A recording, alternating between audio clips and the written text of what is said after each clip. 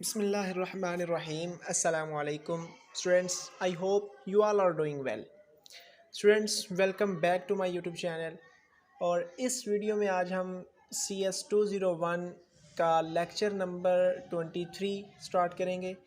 और इस लेक्चर में जैसे मैंने अगर मेरे पहले कोई CS के लेक्चर्स देखे हैं तो बिल्कुल उन्हीं लेक्चर्स की तरह मैं इसमें भी आपको नीडेड मटेरियल ही फ्राहम करूँगा, आपके कॉन्सेप्ट क्लियर करूँगा और जो ज़रूरी चीज़ें हाईलाइट की हुई हैं, ठीक है, आपको हाईलाइटेड हैंडआउट्स के साथ इंशाल्लाह फ़ाइनल टर्म की अच्छी प्रिपरेशन हम करेंगे इससे।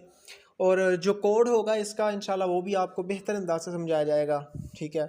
और व्हाट्सअप ग्रुप का लिंक डिस्क्रिप्शन में अवेलेबल है, अगर आप वो ज्वाइन करना चाहें तो वो ज्वाइन कर सकते हैं। अच्छा जी, लेक्चर स्टार्ट करते हैं। लेकिन लेक्चर स्टार्ट करने से पहले आपसे रिक्वेस्ट ये है कि अगर मेरे चैनल पर न्यू हैं तो काइंडली चैनल को सब्सक्राइब करें ताकि आपको हर आने वाली वीडियो मिल सके। असाइनमेंट, क्विज़, जीडीबी वगैरह का सॉल्यूशंस भी इसी चैनल से आपको आसानी से मिल जाएंगे। लेक्चर नंबर 23, इसके जो मेन कॉन्सेप्ट हैं, इसकी समरी आज हम इसमें प्री प्रोसेसर देखेंगे, इंक्लूड डायरेक्टिव्स देखेंगे, define directives, other pre processor directives, macros जो इंपॉर्टेंट टॉपिक है आपका, इसकी एग्जांपल्स और टिप्स वगैरह इसमें देखेंगे। सबसे पहले हमारा जो टॉपिक है प्री प्रोसेसर देखेंगे। अच्छा, प्री प्रोसेसर आपको मेरे लेक्चर सुनने का फ़ायदा ये होगा कि आपको रटा लगाने की ज़रूरत नहीं, आप एक कॉन्सेप्ट क्लियर करवाए जाएंगे सिर्फ, ठीक है। आपने ध्यान से लेक्चर को समझना है। जी, अगर किसी चीज़ की समझ ना आए या कोई गलती कोताही रह जाए लेक्चर्स में से, आप कमेंट सेक्शन में कमेंट अपना ड्रॉप कर सकते हैं। अच्छा, अब नाम को समझें, प्री प्रोसेसर। तो प्री प्रोसेसर का क्या मतलब है? सबसे पहले देखें, प्री प्रोसेसर, प्री का मतलब है से पहले, प्रोसेसर प्रोसेसिंग से पहले। प्री प्रोसेसर का मतलब है कि कोई चीज़ आपने प्रोसेसिंग करनी है प्रोसेसिंग से पहले, ठीक है। प्रोसेसिंग करने से पहले कुछ चेंजिंग होती हैं, तो वो चेंजिंग जो है वो कौन करता है? प्री प्रोसेसर करता है, ठीक है। कहता है being a concise language C needs something for its enhancement, so preprocessor is use to enhance it. ये इसको इन्हेंस करने के लिए इस्तेमाल किया जाता है। कहता है it makes some changes in the code before the compilation. ये आपने पॉइंट ज़रा याद रखना है कि ये क्या करता है, ये सम चेंजेस करता है कोड में, ठीक है। जो आपने प्रोग्राम लिखना है, जो आपने कोड लिखना है, उसमें कुछ चेंजिंग करेगा। कब करेगा? बिफोर द कंपाइलेशन, जब आपका कोड वो कंपाइल होगा, कंपाइल होने से पहले, क्योंकि इसका नाम ही प्री प्रोसेसर है। प्रोसेसर से पहले यानी कि प्रोसेसिंग से पहले, कंपाइलेशन से पहले आपके कोड में कुछ चेंजिंग करेगा, उसको हम कहेंगे प्री प्रोसेसर, ठीक है। अच्छा, तो इसको जो हम कैसे, अच्छा ये होता क्या है, जैसे आप कोई भी, अभी तक तो आपको पता चल गया होगा प्रोग्रामिंग का, हम कोई भी जब स्टार्ट करते हैं हेडर फाइल लाजमी इंक्लूड करते हैं, ठीक है। ये भी एक हेडर फाइल है, जैसे हैश इंक्लूड iostream.h, ठीक है। तो ये हैश इंक्लूड, ये हैश साइन के साथ इसको जो है लिखा जाता है, ठीक है। ये मैंने हाईलाइट किया हुआ है। इसका कहता है when the compiler starts its work, जब कंपाइलर अपना वर्क स्टार्ट करता है, it sees all the things in the file, ये अपनी फाइल में हर चीज़ को देखता है, ठीक है। फॉर एग्जांपल हैश इंक्लूड, यानी कि इसमें हमने इंक्लूड कर दिया, ठीक है। हैश इंक्लूड iostream, ये हेडर फाइल है, डॉट एच, एच का मतलब है हेडर, ठीक है। H stands for header. इस यानी कि आईओ स्ट्रीम हमने input output stream, input output, अगर कोई चीज़ इनपुट करनी है कंप्यूटर में या कोई चीज़ आउटपुट करनी है, आउटपुट लेना है या इनपुट देनी है, तो उसके लिए हम क्या करेंगे, हमने ये फाइल जो है हेडर फाइल इस्तेमाल की आईओ स्ट्रीम, ठीक है। अब आईओ स्ट्रीम यानी कि इनपुट आउटपुट स्ट्रीम, कोई भी इनपुट आउटपुट फंक्शन परफॉर्म करना हो तो हम इससे, ये आईओ स्ट्रीम से कर सकते हैं। डॉट एच यानी कि ये एक हेडर फाइल है। तो अब आपको समझ आ जानी चाहिए कि हम आईओ स्ट्रीम का क्या मकसद है। ये बेसिक सी चीज़ें हैं, आपने यकीनन पहले आपको पता होगा। अच्छा जी, अब ये जो इम्पोर्टेंट हमारा पॉइंट है, ये आपका एमसीक्यूज़ में भी आ जाता है। कहता है directive start with hash sign, ये भी मैंने बताया कि ये हैश साइन के साथ इसको जो है ये स्टार्ट किया जाता है। There are two ways to use hash include, hash include को two ways, we have so far been included in the file name enclosing the angle brackets.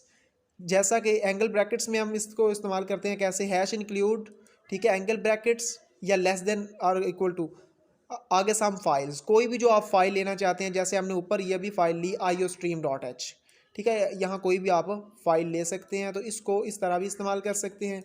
और दूसरा इसका जो मेथड है, अच्छा ये देख लें std.h, अच्छा जाओ .h, ये इधर भी मैंने लिखा है, h stand for header file, string.h, string ये भी एक हेडर फाइल है। तो इस तरह से इसको हम प्री प्रोसेसर डायरेक्टिव्स को लिख सकते हैं। हैश सिंबल से इसका जो है ये स्टार्ट किया जाता है। इसका काम क्या है वो भी मैंने आपको बता दिया, प्रोग्रामिंग के स्टार्ट में कुछ चेंजिंग करता है, ठीक है, आपके कोड के स्टार्ट में। अच्छा, इंक्लूड डायरेक्टिव्स, इंक्लूड डायरेक्टिव्स यानी कि ये भी हेडर फाइल के, हमने कोई चीज़ इंक्लूड करनी है, जैसे कोई हेडर फाइल इंक्लूड करनी है तो उसको हम इंक्लूड डायरेक्टिव्स कहेंगे। जैसे iostream ये एक हेडर फाइल है, ये हमने इंक्लूड कर दी, हैश इंक्लूड iostream। इसका मतलब ये है कि इनपुट आउटपुट जो पूरी फाइल है उससे कोई भी फंक्शन हम इनपुट का या आउटपुट का लेना चाहें तो iostream से लेंगे, ठीक है। अच्छा, इसको कैसे लिखते कैसे हैं, अच्छा कुछ फाइल्स तो होती हैं ये बाय डिफ़ॉल्ट, ठीक है, जो कंप्यूटर समझ जाता है, लेकिन कुछ हम फाइल्स ख़ुद से भी ऐड कर सकते हैं, और जिनको खुद से ऐड कर लें याद रखें उसको कहते हैं मैक्रो, ठीक है। आगे हम इसको भी डिस्कस करते हैं, ज़रा ये देख लें, हैश इंक्लूड माई हेडर फाइल .h, ये हेडर फाइल, माई हेडर फाइल यानी कि आप अपनी भी हेडर फाइल बना सकते हैं, या आगे हम बनाना सीखेंगे इसमें कैसे। कहता है if the first directive is hash include iostream.h the compiler will search this file in the include directory, include directory में इसको सर्च करेगा, ठीक है, जो आपने फाइल दे दी होगी। अच्छा, अगर आप फॉर एग्जांपल आपने आज देखना, जब प्रोग्रामिंग आप कोडिंग कर रहे हो, हैश इंक्लूड iostream ये लिखना भूल जाएं तो आपको क्या होगा, ना तो वो आपका कोड कोई इनपुट लेगा आपसे, ना कोई आउटपुट देगा, क्योंकि इनपुट आउटपुट देने के लिए ये हेडर फाइल का होना मस्ट है। तो ये हेडर फाइल्स का काम होता है, ठीक है, जो हेडर जिस तरह का काम आपको चाहिए, फंक्शन परफॉर्म करना हो आपने, उस तरह की आपको हेडर फाइल लगानी पड़ती है। डिफाइंड डायरेक्टिव्स, अच्छा ये भी वही बात हो गई कि मैंने अभी बताया कि जो हम खुद से डिफ़ाइन करते हैं कोई चीज़, ठीक है, खुद से हमने अगर डिफ़ाइन करना है तो उसको हम मैक्रो कहेंगे। कहता है वी कैन डिफ़ाइन मैक्रो, हम मैक्रो को खुद बाय सेल्फ यानी कि खुद हम डिफ़ाइन कर सकते हैं विद द हैश डिफ़ाइन। ये आपका इंपॉर्टेंट एमसीक्यूज़ है, हैश डिफ़ाइन से इसको डिफ़ाइन करते हैं। Macro is a special name which is substituted in the code bye it's definition, ये अपनी डेफिनेशन से किसी भी कोड में सब्सटीट्यूटेड किया जाता है, सब्सटीट्यूट किया जाता है। And as a result we get an expanded code, एक एक्सपेंडेड कोड हम इसके रिज़ल्ट पर हासिल कर सकते हैं। इसको लिखते कैसे हैं ये हाईलाइट किया हुआ है कि डिफ़ाइन पाई। अब पाई की वैल्यू आपको पता है, ये पाई की वैल्यू है, ये हमने खुद से एक अपनी जो है एक फ़ाइल बना ली, ठीक है। डिफ़ाइन पाई, पाई को हमने डिफ़ाइन किया, आगे पाई की वैल्यू, क्योंकि ये कांस्टेंट वैल्यू होती है, चेंज नहीं हो सकती, तो ये हमने इसको वैल्यू दे दी। अब ये एक हेडर फाइल है हमने बना ली, ठीक है, ये एक फ़ाइल हम जब कोड लिखेंगे तो इसको हम इस्तेमाल करेंगे और बार बार इसको लिखने की ज़रूरत नहीं। फिर देखें, अगर ये हम डिफ़ाइन ना करते तो हमें जहाँ भी इसकी ज़रूरत पड़ती है हम बार बार उसको लिखते। इसका फ़ायदा हमें ये हुआ, मैक्रो का फ़ायदा ये होता है कि उसको बार बार लिखने की ज़रूरत नहीं। अब इस कोड को समझें ज़रा, ये कोड हमें क्या कह रहा है, हैश इंक्लूड iostream, ये तो इनपुट आउटपुट के लिए हेडर फाइल हमने इंक्लूड कर दी। अब ये देखें डिफ़ाइन पाई, जो अभी हमने पाई ऊपर की बात कर रहे थे, हैश डिफ़ाइन, ठीक है, हैश डिफ़ाइन से हम क्या करते हैं, मैक्रो डिफ़ाइन करते हैं, मैक्रो डिफ़ाइन करने लगे हैं। कौन सा, अपने पास से पाई की वैल्यू आगे लिख दी। अब जहाँ भी हमें पाई की ज़रूरत पड़ेगी हम जस्ट पाई लिखेंगे तो वो उसको हम एक्सेस कर लेंगे। ये देखें ज़रा, ये पाई एक्सेस कर रहे हैं यहाँ से। पाई का आपको पता फार्मूला होता है, सर्कल का रेडियस का फार्मूला होता है pi r square, pi r square का मतलब है 2 times r multiply r, radius multiply radius.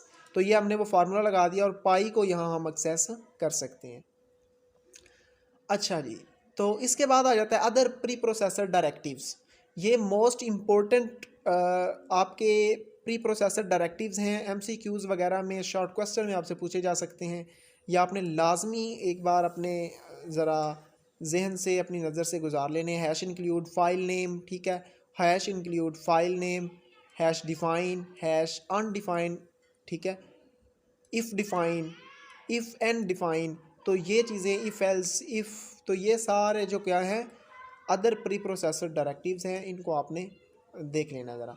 अच्छा, ये वही चीज़ all preprocessor directive start with the sharp sign hash, ये अभी हमने ऊपर भी पढ़ा था, ये आपका इंपॉर्टेंट एमसीक्यूज़ है और क्विज़ में भी आपसे पूछा जा सकता है। इसके बाद हैश डिफाइन डीबग, ये भी हमने एक मैक्रो हैश डिफाइन किया क्या, डीबग।